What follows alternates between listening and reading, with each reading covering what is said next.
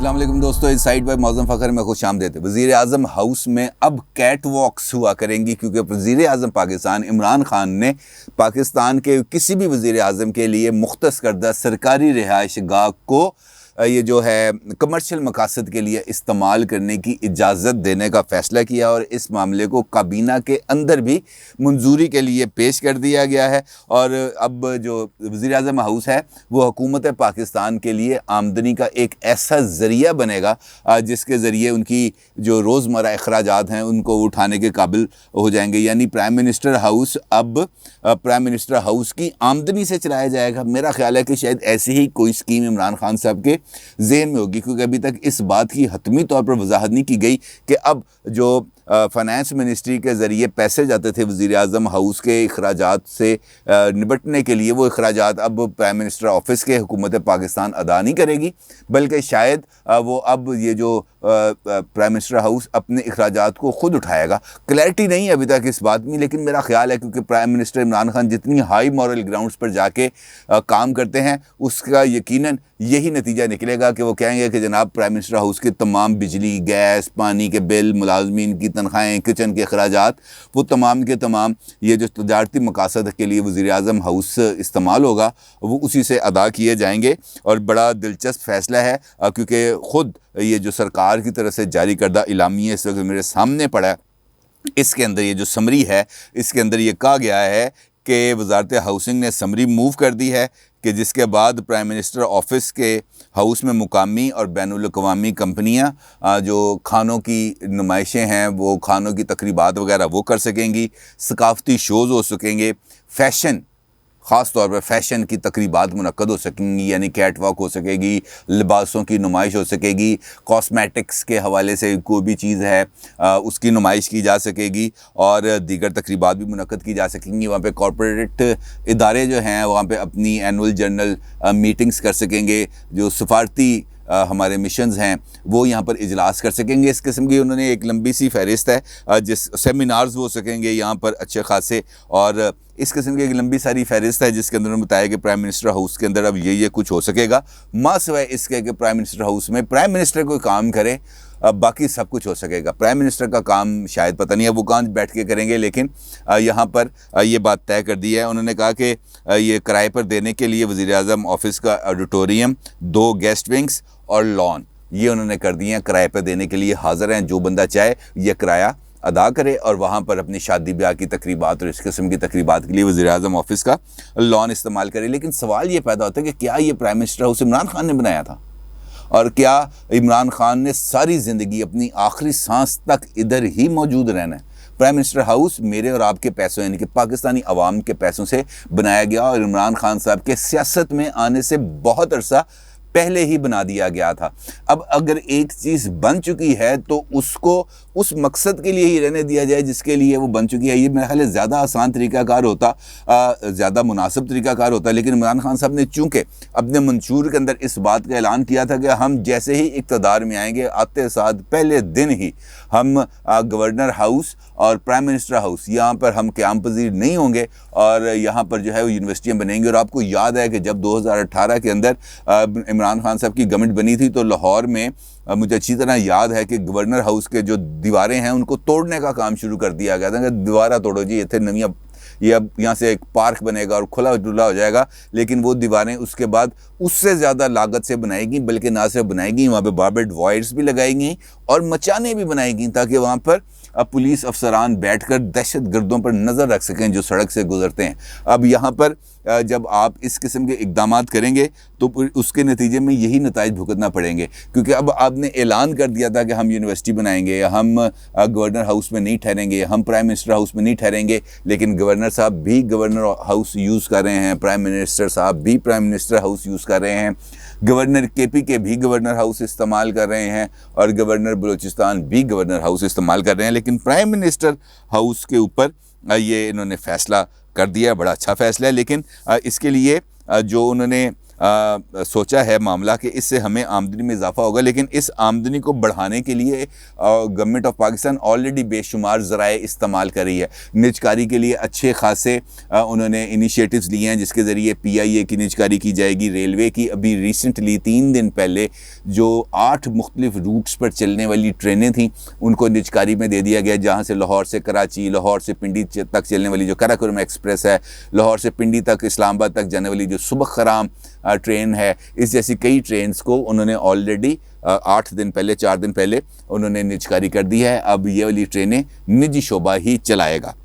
इसी तरीके से पाकिस्तान स्टील मिल्स आपके सामने उसकी मिसाल है, उसकी भी निजकारी का फ़ैसला किया गया। इसके साथ साथ ये जो लोन्स लेने के लिए IMF से और दीगर इदारों से ये जो प्लेज करने का जो गवर्नमेंट प्रॉपर्टीज़ है, इसका सिलसिला भी अरूज पर है। आपको मालूम है, खुद रेडियो पाकिस्तान की बिल्डिंग पर नज़र है, मोटरवे के कई सेक्शंस पर नज़र है। अभी रिसेंटली जो बने हैं अब्दुल हकीम और चकवाल हज़ारा मोटरवे, उसके ऊपर नज़र है। F9 पार्क पर तो इस कदर नज़र है जिसकी इंतहा कोई नहीं। उनका बस नहीं चल रहा कि F9 पार्क इस्लामाबाद को किसी ना किसी तरीके से कब्ज़े में लेकर वहाँ पर प्लाजे बना दें। और कन्वेंशन सेंटर के बारे में मैं आपके साथ खुद वीलॉग कर चुका हूँ। ये तो आमदनी बढ़ाने के लिए उनके अच्छे खासे ज़राए हैं, लेकिन उसके साथ साथ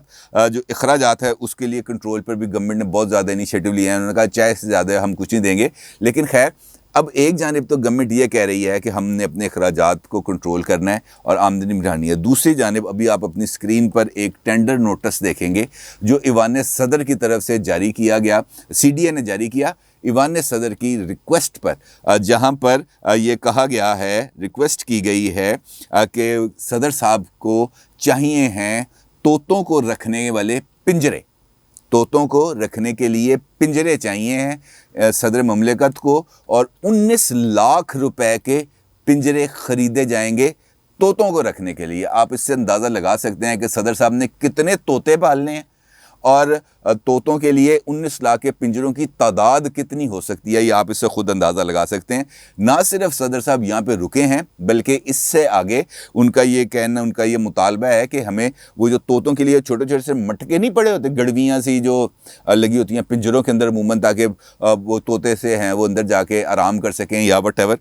तो 17,83,000 रुपए के ये जो छोटे छोटे मटके हैं इन परिंदों को रखने के लिए, वो भी ख़रीदे जाएंगे। ना सिर्फ ये, बल्कि इसके साथ साथ ईवान सदर की आराइश के लिए, अंदरूनी और बैरूनी आराइश के लिए जो जिसे हम कह सकते हैं मोर पंख प्लांट्स, वो भी ख़रीदने का सदर साहब ने हुक्म जारी किया है और 13 लाख रुपए के मोर पंख प्लांट्स ख़रीदे जाएंगे। ये एक जानिब ऑस्टेरिटी का ये लेवल है और दूसरी जानिब 17 लाख रुपए के मटके और 19 लाख रुपए के पिंजरे ये ख़रीदे जा रहे हैं। और इससे आप अंदाज़ा लगा सकते हैं कि गवर्नमेंट किस हद तक आई वॉश कर रही है और किस हद तक मामलात के अंदर संजीदा है, क्योंकि अगर ये आई वॉश ना होती तो इतनी ये इस सारे हंगामे की ज़रूरत ही नहीं पड़ती थी। कि देखें,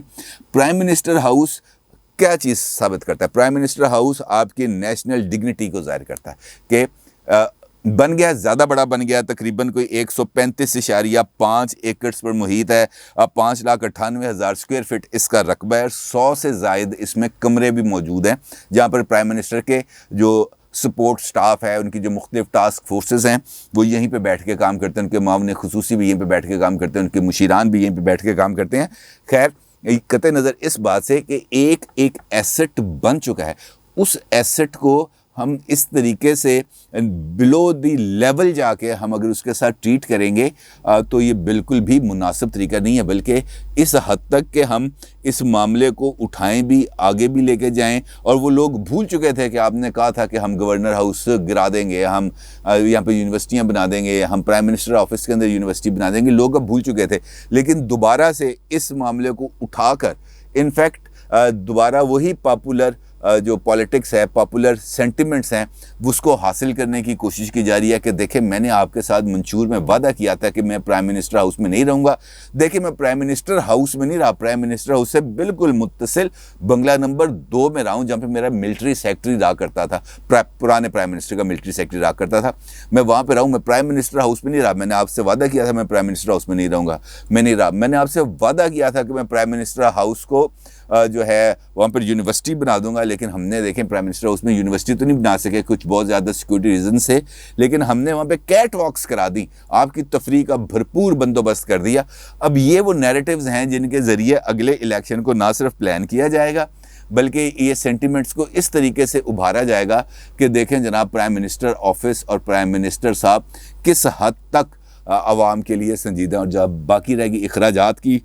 مثال تو وہ میں آپ کے ساتھ دے چکا ہوں کہ آئی واش لوگوں کو دکھانے کے لیے معاملہ کوئی اور ہے، ادروائز آپ خود، آپ کے بھی بہت سارے لوگوں کے گھروں میں یہ پیٹس ہوں گے، آپ خود اندازہ لگا سکتے ہیں کہ ایک طوطوں کو رکھنے کا پنجرہ کتنے کا بنے گا، اور 19 لاکھ روپے کے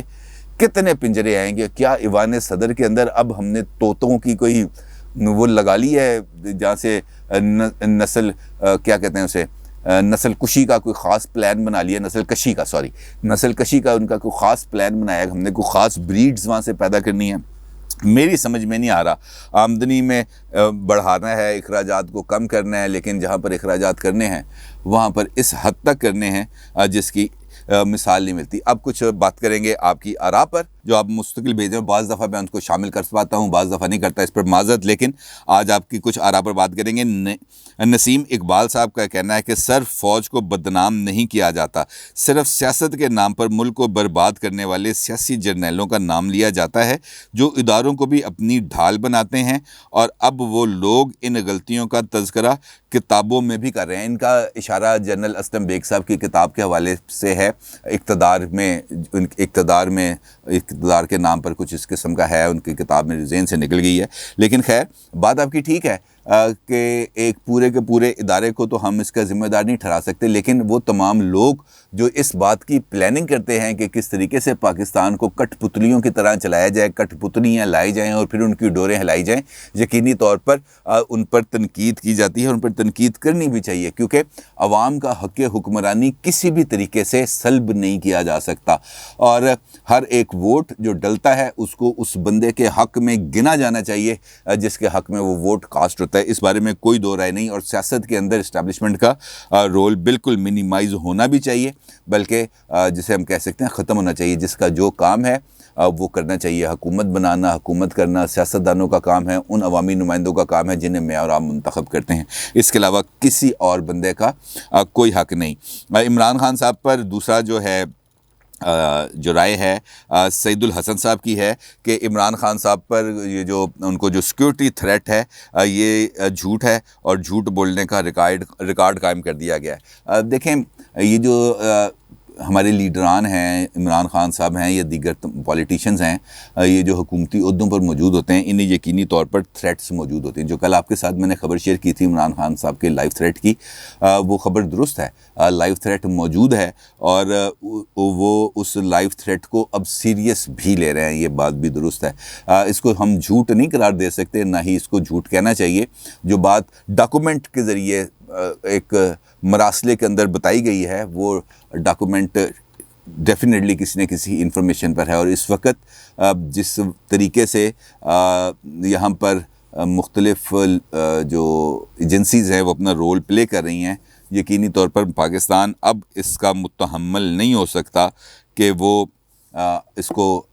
مزید کوئی نقصان اٹھا سکے۔ محمد ساجد صاحب فرماتے ہیں فواد چودھری صاحب اب تک خود لوٹے کا کردار ادا کر رہے ہیں، جنہوں نے 3 سے 4 پارٹیاں بدلی ہوں وہ جمہوریت کا بھاشن کیسے دے سکتے ہیں؟ وہ تو بڑے آرام سے بھاشن دے سکتے ہیں کہ میں وہاں پہ گیا، وہاں پر جو اصل جمہوریت تھی اس پر عمل درآمد نہیں ہو سکتا تھا، لہٰذا میں نے مشرف کا ساتھ چھوڑا اور کاف لیگ میں آ گیا۔ وہاں پہ جب میں نے دیکھا کہ کاف لیگ تو اسی مشرف کی چاپلوسی کر رہی ہے جس کا میں چاپلوس تھا، لہٰذا میں نے کاف لیگ کو چھوڑ دیا اور میں پیپلز پارٹی پہ آ گیا۔ جب میں نے آگے دیکھا پیپلز پارٹی کا اقتدار ختم ہونے لگا، لہٰذا میں نے وہاں سے جمپ کی اور میں پی ٹی آئی میں آ گیا۔ وہ کہنے میں کوئی حرج نہیں ہے، یہ بات آپ کی درست ہے کہ جمہوریت کے اندر جو وفاداری ہے